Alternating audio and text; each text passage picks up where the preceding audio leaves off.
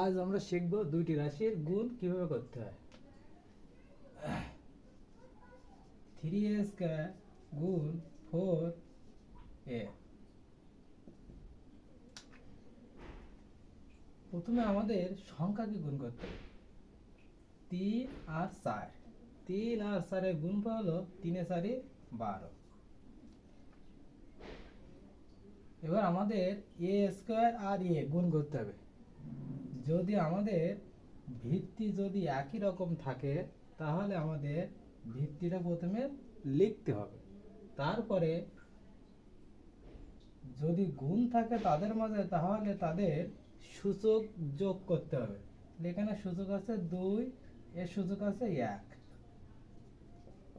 12, 2 এর 1 কত 3। তাহলে 3a স্কয়ার গুণ 4a এর গুণফল হলো 12a কিউব।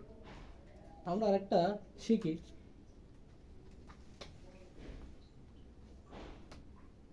যদি 4a টু দি পাওয়ার -2 গুণ 3a টু দি পাওয়ার -3 হয় তাহলে এদের গুণ হবে, প্রথমে 3 এ 4 12 লিখব।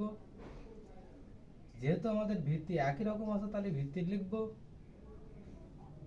মাঝখানে গুণ আছে তাহলে আমাদের যোগ করতে হবে। -2 যোগ -3,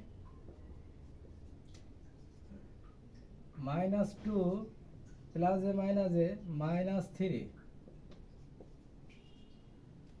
যদি একই চিহ্ন থাকে দুইটা সংখ্যার আগে তাহলে সংখ্যা দুটা যোগ করতে হয়, আর বোর্ডের আগে যে চিহ্ন সেটা বসাতে হয়।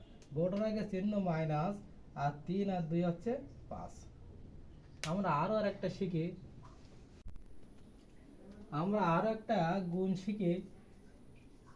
যদি x টু দি পাওয়ার -2 গুণ x হয় তাহলে কি হবে?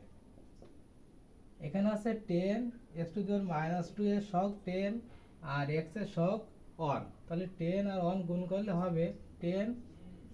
যেহেতু ভিত্তি একই রকম তাহলে ভিত্তি লিখলাম -2। যেহেতু ভিত্তির মাঝে গুণ আছে তাহলে আমাদের যোগ দিতে হবে। x এর সূচক হচ্ছে 1, তাহলে 1, কিছু না থাকলে 1 থাকে। 1 এর আগে প্লাস, 2 এর আগে মাইনাস, মানে চিহ্ন ভিন্ন, তাহলে আমাদের সংখ্যা দুটি বিয়োগ করতে হবে।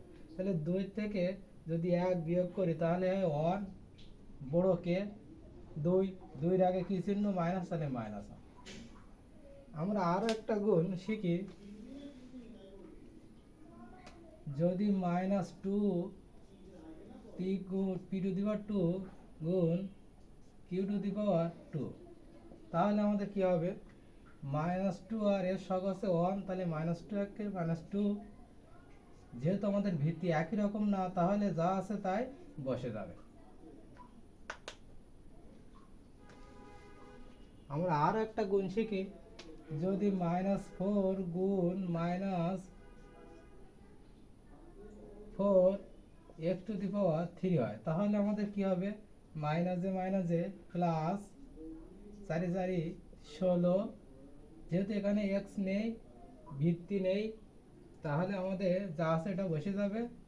যেহেতু প্লাস দেওয়া আগে লাগে না সেহেতু আমরা প্লাস না দিলে কোনো সমস্যা নেই। 16 f2 -4 গুণ -4 x to the power cube, এর গুণফল হচ্ছে 16 x to the power cube.